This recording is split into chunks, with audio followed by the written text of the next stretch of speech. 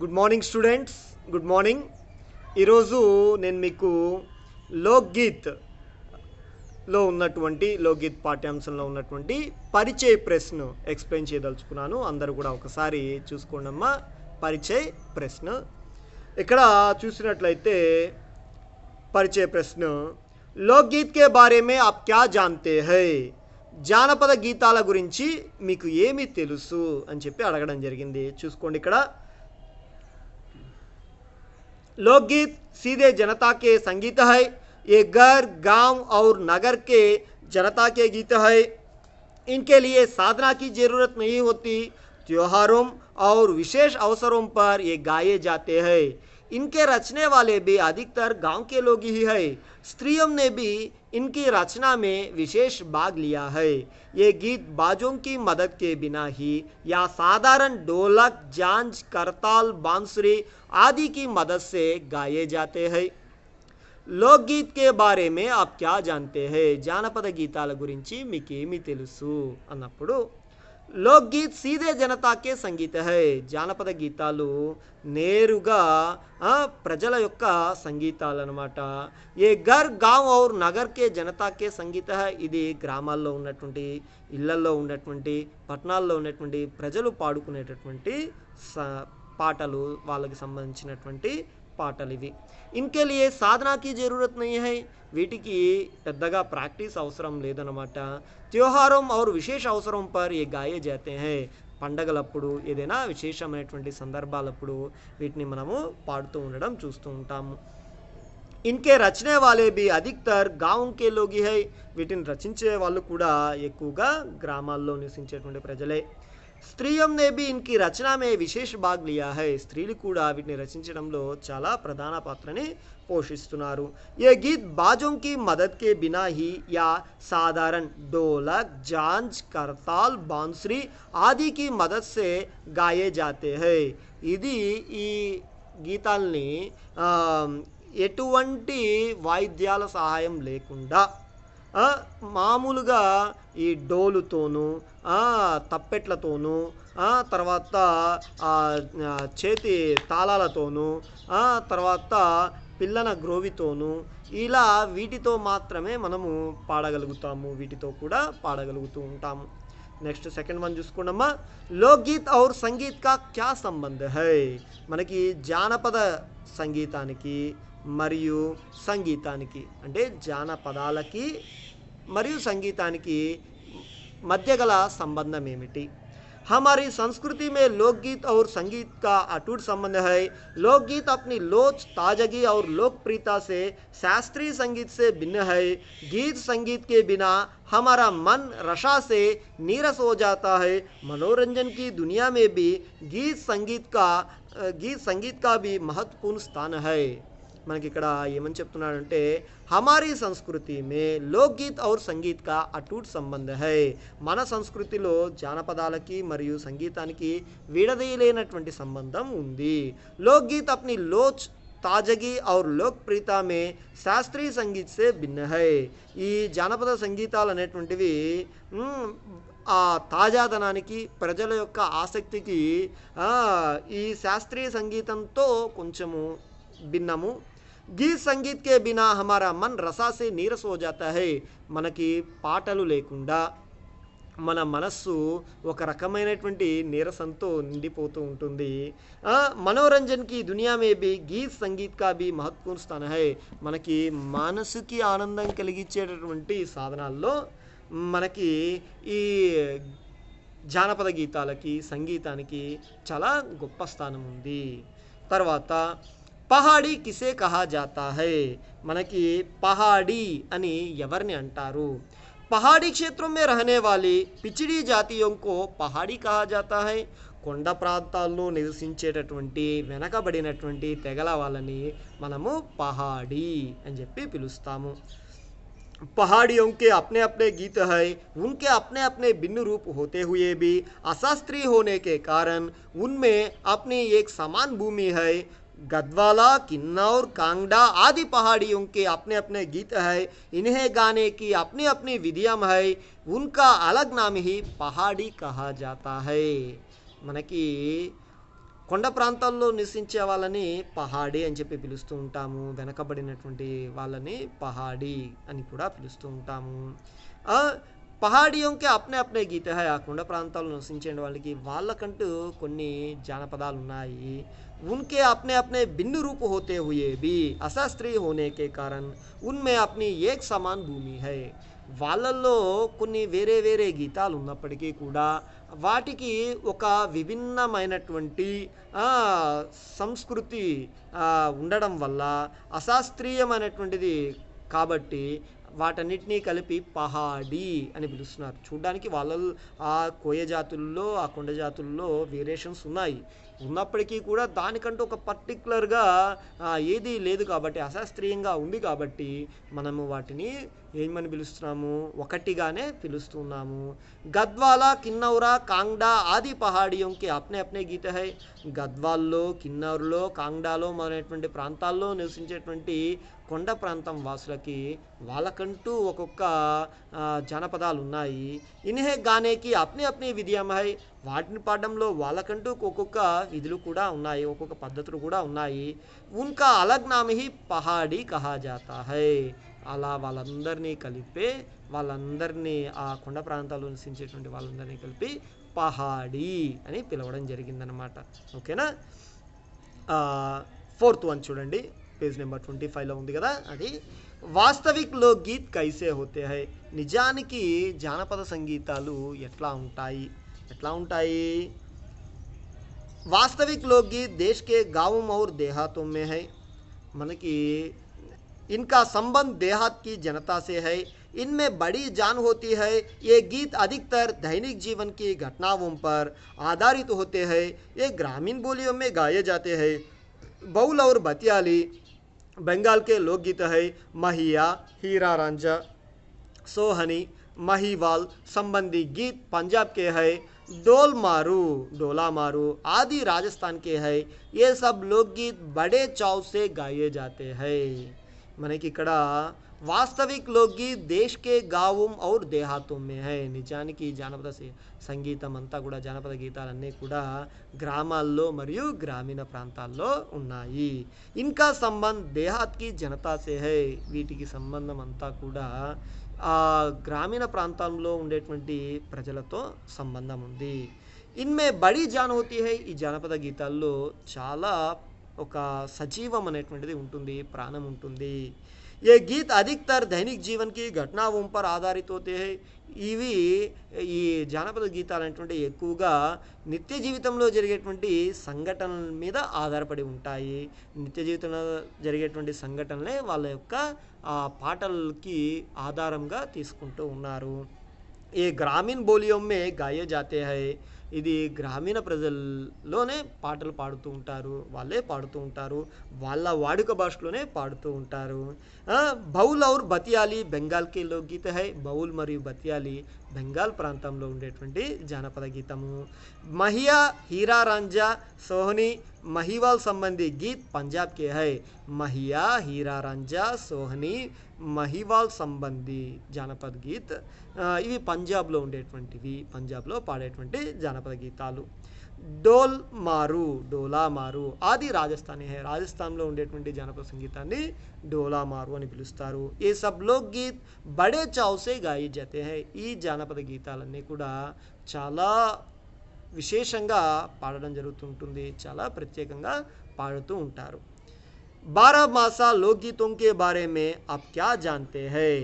12 మాసా జానపదాల గురించి మీకు ఏమి తెలుసు? 12 मासा लोकगीत तो 12 मासों से संबंधित है.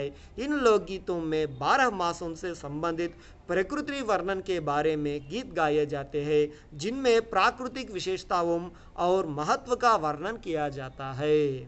12 మాసా लोकगीत तो 12 మాసों से संबंधित है. 12 మాసా జానపద గీతాలు 12 మాసం సంబంధిత హై. 12 మాసాలతో 12 మాసాలకి సంబంధించినటువంటిది.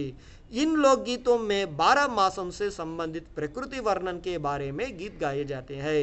ఈ జానపద గీతాల్లో ఈ 12 నెలలకి సంబంధించినటువంటి ప్రకృతిని వర్ణించడం కి సంబంధించిన ప్రకృతి వర్ణనకి సంబంధించినటువంటి పాటల్ని పాడడం జరుగుతూ ఉంటుంది.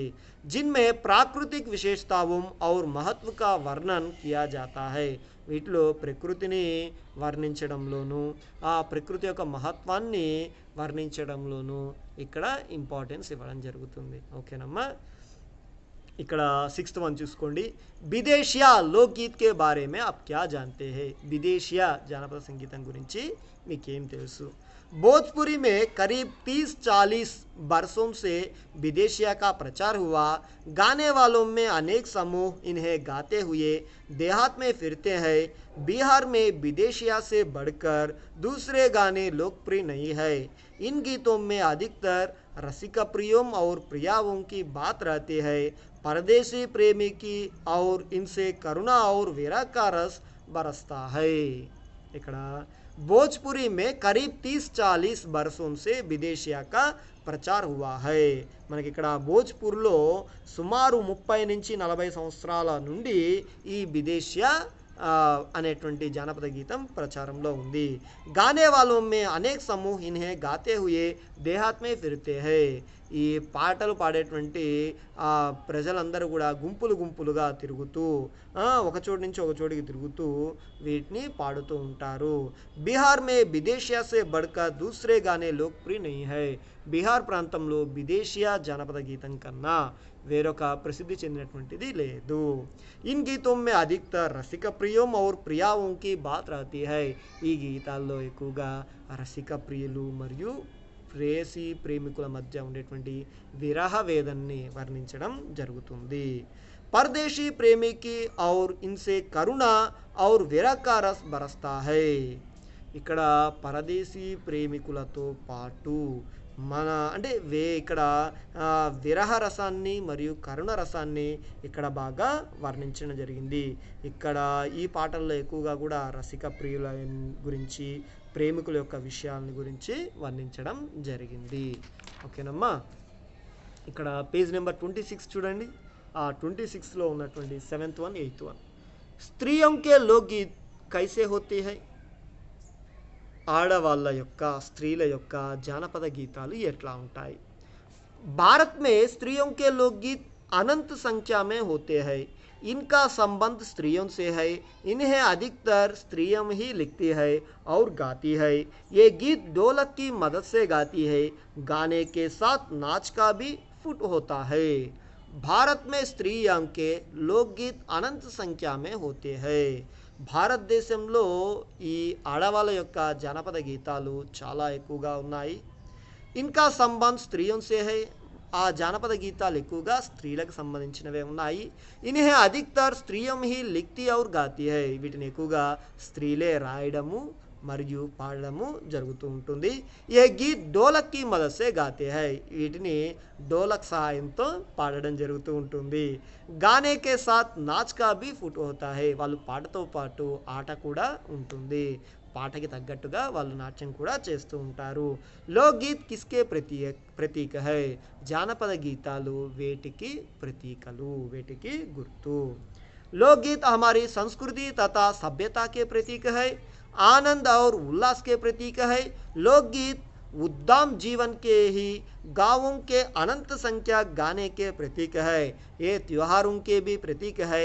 समस्त मानव जीवन के प्रतीक है. लोकगीत हमारी संस्कृति तथा सभ्यता के प्रतीक है. ఈ జానపద గీతాలు మన యొక్క సంస్కృతి మరియు సభ్యతకి గుర్తు. ఆనంద और उल्लास के प्रतीक है. ఆనందము మరియు సంతోషానికి గుర్తు, ఉల్లాసానికి గుర్తు.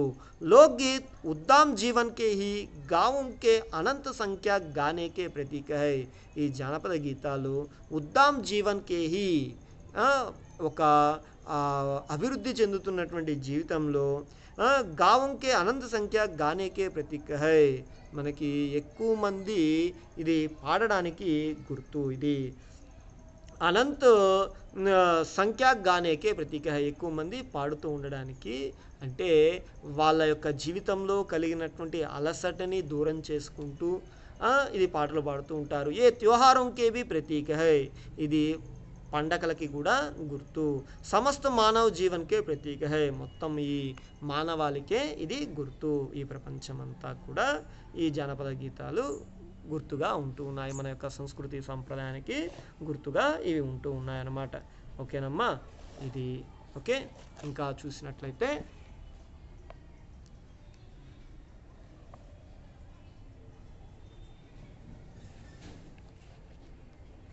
అర్థగ్రాహ్యత, ప్రతిక్రియ, అభివ్యక్తి, సృజనాత్మకత ఉన్నాయమ్మా.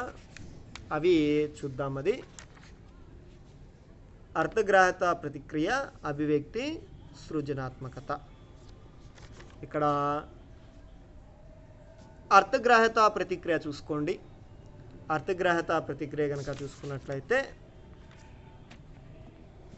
लोकगीत ग्रामीण जनता का मनोरंजक साधन है कैसे. लोकगीत ग्रामीण जनता का मनोरंजक साधन है कैसे. ఈ జానపద గీతాలు గ్రామీణ ప్రజల యొక్క మనసుకి ఆనందం కలిగించేటటువంటి సాధనంగా ఉన్నాయి. అది ఎట్లా చెప్తాం. लोकगीत ग्रामीण जनता के लिए मनोरंजक साधन है क्योंकि त्योहारों और विशेष अवसरों पर ये गीत गाए जाते हैं. इनके रचने वाले भी अधिकतर गांव के लोग ही है. इन लोकगीतों के रचयिता कोई कल्पना को इतना मान ना देकर अपने गीतों के विषय जन साधारण जीवन से लेते हैं. साधारणतः ये गीत अकेले नहीं गाए जाते हैं, समूहों में गाए जाते हैं. गांवों और नगरों में गायिकाएं भी होती है जो विवाह, जन्मदिन आदि के अवसरों पर गाने के लिए बुलाई जाती है. इससे लोगों को बहुत मनोरंजन मिलता है. ఇక్కడ మనం గనక చూసినట్లయితే లోక్గీత్ గ్రామీణ జనతాకి లియే మనోరంజక్ సాధన హై. ఈ జానపద గీతాలు గ్రామీణ ప్రజలకి మనోరంజకం, మనసుకి ఆనందం కలిగించేటటువంటి సాధనము. क्योंकि त्योहारों और विशेष अवसरों पर ये गीत गाए जाते हैं. ఎందుకంటే పండగలప్పుడు ఏవైనా విశేషమైనటువంటి సందర్భాల్లో ఈ పాటల్ని పాడుతూ ఉంటారు. ఇన్కే రచనే వాలే भी अधिकतर गांव के लोग ही है. వీటిని రచించే వాళ్ళు కూడా ఎక్కువగా గ్రామీణ ప్రాంతం ప్రజలే. इन लोकगीतों के रचयिता कोई कल्पना को इतना मानना देकर వీటిని రచించేటువంటి రచయితలు కూడా ఏవేవో ఊహల్ని అక్కడ ఇట్లా ఉంటుంది అట్లా ఉంటుంది ఒక అద్భుతమైన ప్రపంచాన్ని సృష్టించకుండా अपने गीतों के विषय जन साधारण जीवन से लेते हैं. వాళ్ళ పాటల్లో ఉన్నటువంటి విషయాన్ని సాధారణమైనటువంటి ప్రజల యొక్క నిత్య జీవితంనే వాళ్ళు కవితా వస్తువులుగా పాటకి ఆధారంగా చేసుకుంటూ ఉంటారు. సాధారణతః ये गीत अकेले नहीं गाए जाते हैं. సాధారణంగా ఈ పాటల్ని ఒంటరిగా పాడరు, समूह में गाए जाते हैं, ఒక గుంపుగా పాడుతూ ఉంటారు. गाँव और नगरों में गायिकाएं भी होती है. గ్రామాల్లో మరియు నగరాల్లో కూడా సింగర్స్ అనేటువంటి వాళ్ళు ఉంటారు. जो विवाह, जन्मदिन आदि के अवसरों पर गाने के लिए बुलाई जाती है. వాళ్ళు వివాహము మరియు పుట్టినరోజు వంటి సందర్భాల్లో పాటల కోసం చెప్పి పిలవడం జరుగుతుంది. इससे लोगों को बहुत मनोरंजन मिलता है. వీటి వల్ల ప్రజలకి చాలా సంతోషం కలుగుతుంది. हिंदी या अपनी मातृभाषा का कोई लोकगीत सुनाइए. హిందీ లేదా మీ యొక్క మాతృభాషలో ఏదైనా ఒక జానపద గీతాన్ని రాయండి అని చెప్పి అడిగాడు. తెలుగు కా లోక్గీత్. ఇక్కడ 2 జానపద గీతాలని ఇవ్వడం జరిగింది. వాటిని చూడండమ్మా. చారెడు కళ్ళకు కాటుక పెట్టి నుదుట కుంకుమ బొట్టును పెట్టి జడకుచ్చులను సొంపుగా అల్లి తెల్లని మల్లెలు జడలో తురిమి ఇరుగు పొరుగు పిల్లలతో చేయి చేయి కలుపుకొని కలిసి మెలసి ఉందాము వేలకు బడకి పోదాము. ఇక్కడ ఈ జానపద గీతాన్ని మనకి ఇక్కడ ఇవ్వడం జరిగింది. ఓకేనమ్మా, ఇది మీకు అర్థగ్రాహ్యత ప్రతిక్రియలో ఉన్నటువంటి 2 క్వశ్చన్ ఆన్సర్స్ ఇవి. ఓకేనా. తర్వాత మిగతావి నెక్స్ట్ వీడియోలో చెప్పుకుందాము. ఈ వీడియోలో నేను మీకు ఏం చెప్పాను, పరిచయ ప్రశ్న చెప్పాను. Page number 24, page number 25, page number 26లో ఉన్నటువంటి పరిచయ ప్రశ్న ఇన్ టెక్స్ట్ క్వశ్చన్స్ని ఎక్స్ప్లెయిన్ చేయడం జరిగింది. అర్థగ్రాహ్యత ప్రతిక్రియలో ఉన్నటువంటి 2 క్వశ్చన్లు కూడా నేను ఇక్కడ ఎక్స్ప్లెయిన్ చేయడం జరిగింది. ఓకేనమ్మా, ఇవి వెరీ వెరీ ఇంపార్టెంట్. మీకు 3 మార్క్స్ క్వశ్చన్స్గా ఇవి అడుగుతూ ఉంటాడు. ఖచ్చితంగా ఇవి నేర్చుకోండి. ఓకేనమ్మా. రైట్. మనకి దీంతో లోక్గీత్ ఇది పార్ట్ 3. ఓకేనమ్మా. లోక్గీత్ పార్ట్ 1లో నేను మీకు ఉన్కీకరణ్, తర్వాత కవి పరిచయ్, ఉద్దేశ్ విదేశ్, ఉన్మీకీకరణ ప్రశ్న ఎక్స్ప్లెయిన్ చేశాను. పార్ట్ 2లో మొత్తం లెసన్ని నేను ఎక్స్ప్లెయిన్ చేయడం జరిగింది. పార్ట్ 3లో ఈ పరిచయ ప్రశ్న, అర్ధగ్రాహక ప్రతిక్రియ ఎక్స్ప్లెయిన్ చేయడం జరిగింది. ఓకేనమ్మా. బాగా నేర్చుకోండి.